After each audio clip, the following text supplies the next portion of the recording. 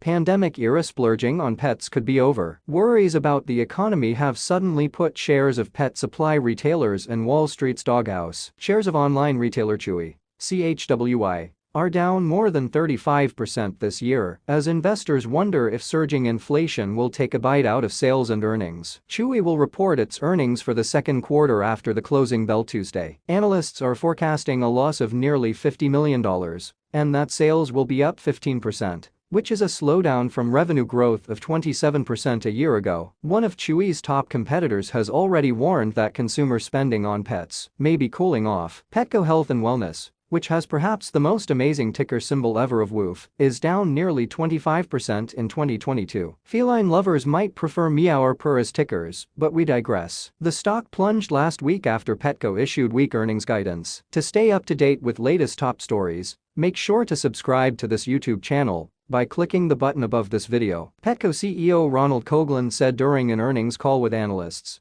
that we're taking a cautious projection for the time being, given the economic uncertainty. And Chief Financial Officer Brian Laris added that the current economic environment necessitates that we be pragmatic. It seems that pet owners are feeling the pinch of a slowing economy and might spend more cautiously in the next few months. Demand isn't dropping off a cliff per se, but in the same way that big box retailers Walmart, WMT, and Target, TGT, are noticing that consumers are now spending mostly on essentials. Dog and cat lovers might focus more on things like food and less on discretionary items such as toys. As expected, and similar to other consumer categories, inflationary pressures have softened the discretionary areas of our business, Coughlin said during the call, adding that this transitory response is consistent behavior for consumers during previous soft patches for the economy. Pet owners might look to cut costs and buy slightly less expensive food though. Peanut Butter and Jelly King Smucker, SJM, which also owns bargain pet food and snack brands MEOW Mix and Milk-Bone, reported strong results from its pet category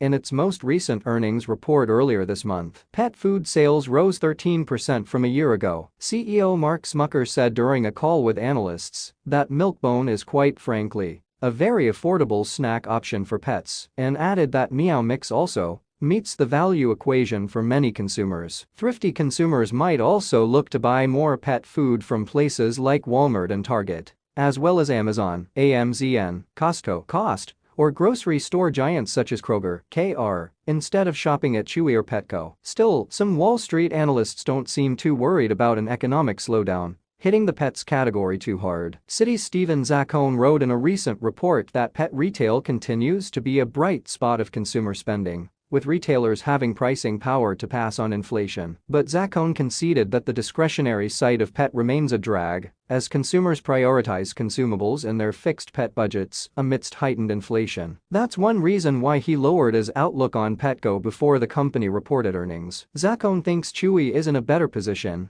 but actually has another recommendation as the preferred way to play pet. Zaccone is more bullish on agricultural products retailer Tractor Supply, TSCO, which also has a big pet business. Tractor Supply, TSCO, bought retailer PetSense in 2016 for $116 million. PetSense has 178 stores in 23 states.